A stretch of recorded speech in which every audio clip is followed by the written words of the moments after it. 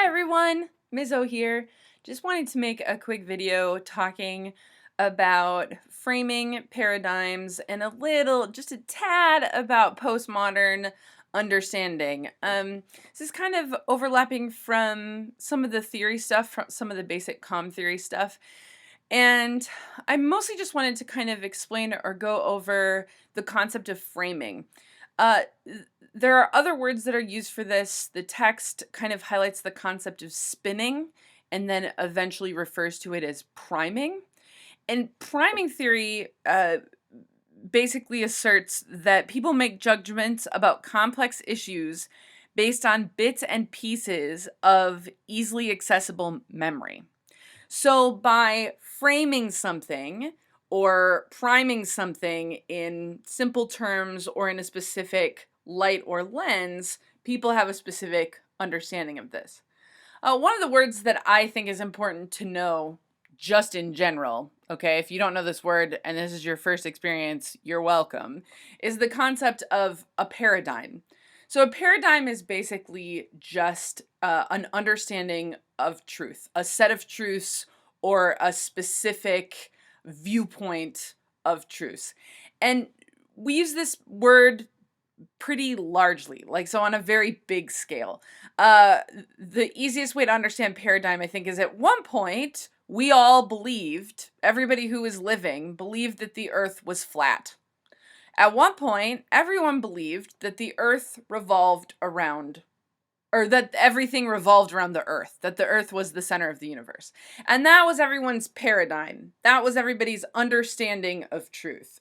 And now, we have a different paradigm. We had what's called a paradigm shift, where now we believe that the earth rotates around the sun and that the earth is not flat. In fact, it is round. And can you imagine what happened the first time someone said, I don't think the earth is flat. I think it's round. Do you know what happened? They got killed because people don't like when their idea of truth or their understanding is violated. But this also deals with, we can think of the word paradigm on sort of a smaller scale. Let's say we're all going to go out to dinner and we decide we're all going to go to Chipotle because I like a good taco. And we're on our way to Chipotle and we find out very last minute that there's an event happening at Chipotle and we can't all fit. We can't get seats. And so someone does some quick looking around and they said, oh, it turns out there's plenty of room at Crave Burger. Let's go to Crave Burger instead. Well, here I'd been thinking we were going to eat tacos. That was my paradigm. That was my understanding. And now you want me to shift to burgers, okay? So paradigm can function on a big sort of ethereal level. Like we have lots of social, emotional paradigms, but also on a very personal level, you know, what our understanding or it is. And framing works to explain or motivate within a specific paradigm, or works to shift the paradigm to make it more accessible or understandable. I've put a video link in the comments of the video or of this video, and it's been circulating on the internet, and maybe you've even seen it before, but it's about a man who is sitting on the side and collecting money. He's got a sign and it says, "Blind, please give money." And a woman changes the sign. So she reframes what the sign says. So go watch the video. And then you can kind of start to understand that, I mean, framing isn't difficult, right? But from a theoretical perspective, rethinking things as frames, right? Or lenses. How do we look through it? How do I set up a lens around information that helps persuade or give an understanding to my audience? And think about how this functions in your life, right?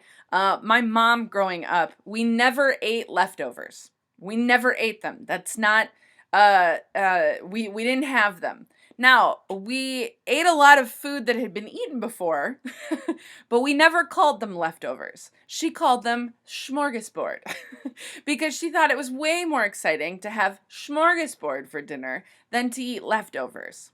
Same thing, totally different frame. Okay? The book talks about this just a little bit, but some of you might be going, isn't that manipulative? Yes. Though there's a discussion about the difference between manipulation and persuasion. Uh, Frames are persuasive. Frames are motivating and frame information in a specific, maybe bias or way. But as long as you are ethical in that and honest and truthful, that's different than a malicious manipulation. So you see the slight difference. So is it motivational or persuasive? Yes. Is it manipulative or malicious? Not necessarily. Depends on who's doing the frame and how they're doing it. I think obviously we could come up with examples of times where frames were unethical or we were being misled or lied to in that display of information. And then finally, I just want to throw just a little bit in about postmodernism and just a tad about standpoint theory. The text doesn't talk about standpoint theory, but I think it can be helpful for understanding different perspectives. Plato really set up this idea of concrete truth, right? So this objective one truth, and modernity functioned around that. Uh, Postmodernism comes along and sort of says there isn't necessarily one objective truth or one's paradigm, but a lot of different truths or understandings based on how individuals with different perspectives view them. So I'm a white female who grew up in southern Wisconsin, and my paradigm or understanding of the world or perspective, truth, is going to be different than a black male who grew up in Seattle, Washington, right? And we're going to both have different truths than an Asian American woman who grew up in South Florida. Do you see how, depending on your social standing, that impacts your understanding of truth? Postmodernism is the one that says that everybody has a different perspective based on their social and cultural raising, right? The impacts on them. And then standpoint theory comes along and says, depending on where you're standing, right? Depending on where you're viewing that from, impacts your viewpoint of society and how things work.